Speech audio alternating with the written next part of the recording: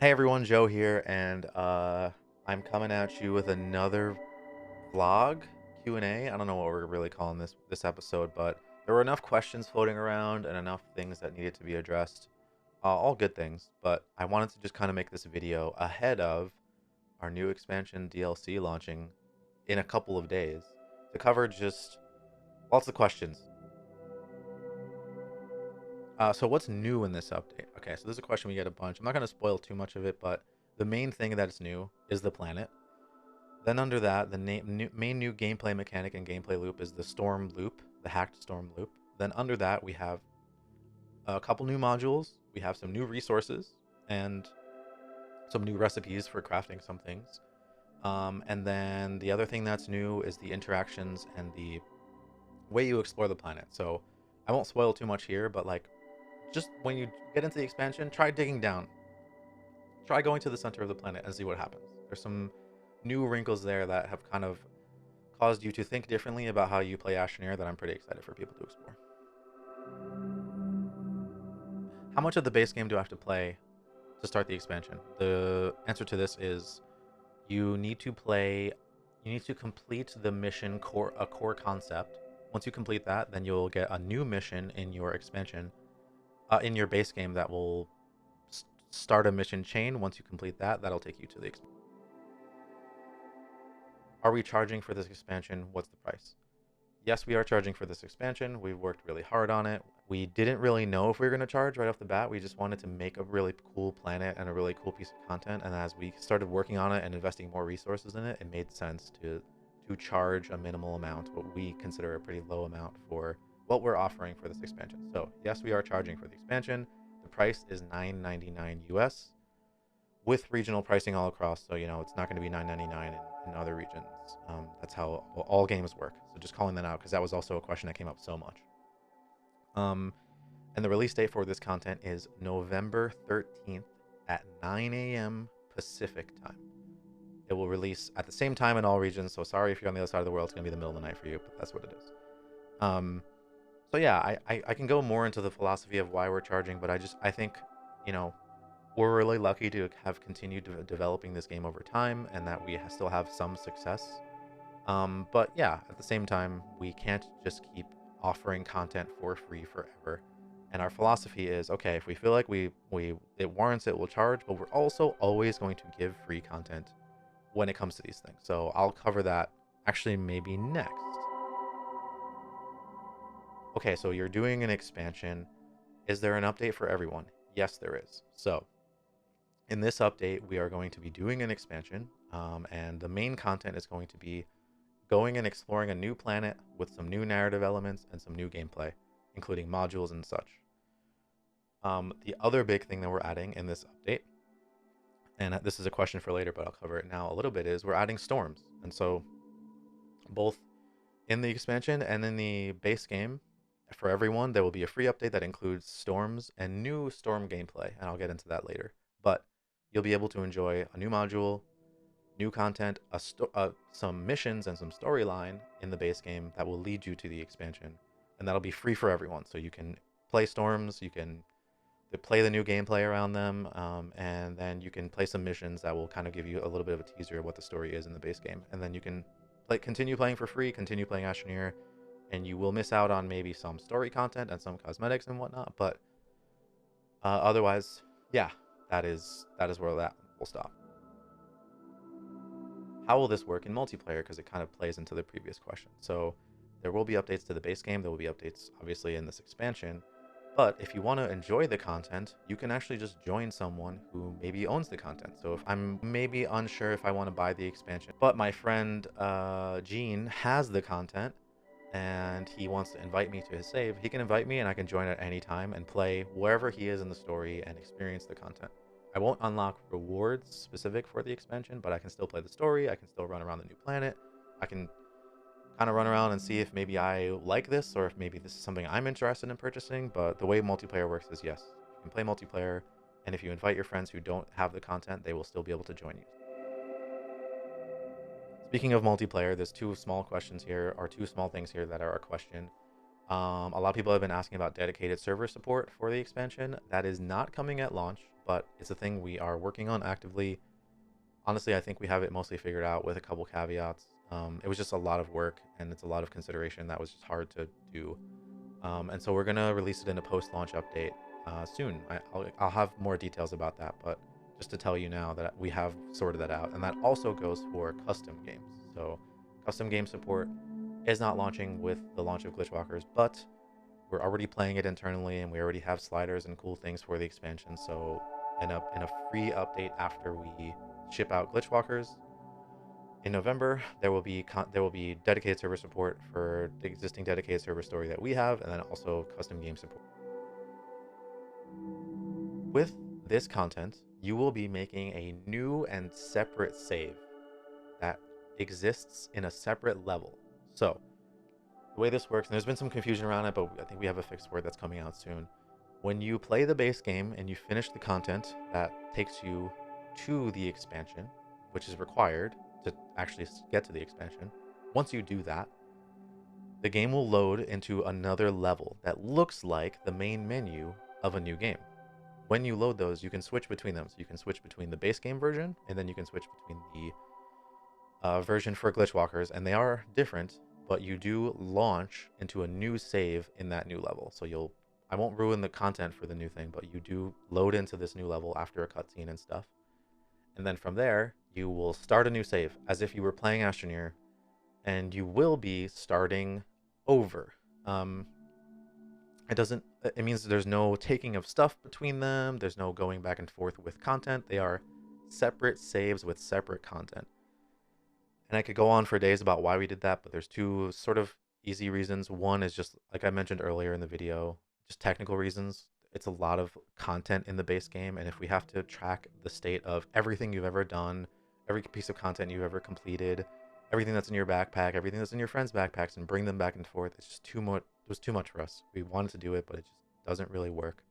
And then there's a second philosophical part of this, which is, we're not a game that can really support just ever expanding the content up. So if you think about a game like Destiny, right? They add new guns, they add a new power level, or WoW or something like that, right? They do an expansion and then they just raise the level of everyone, and the gameplay is getting new guns and getting new stuff, and you kind of are starting over, but you kind of have some stuff that you take from the previous version.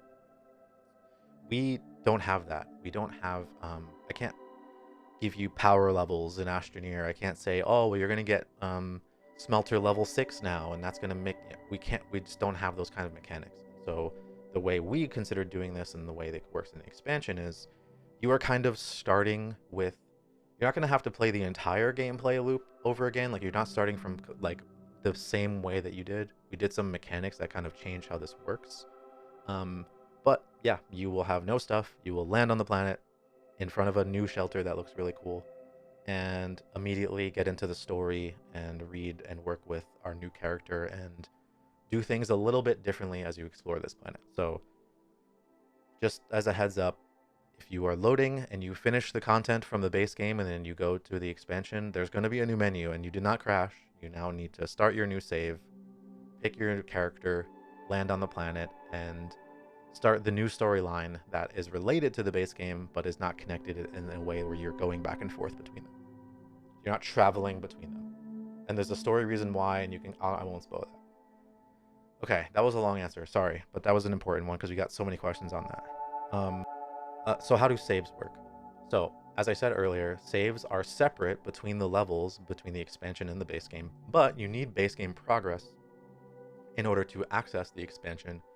But if you've already done that in your base game save, load it up, you'll immediately see the new mission for the expansion. You can complete that content, which is a couple missions that require you to visit maybe another planet, and then once you're done with that, you can go into the expansion.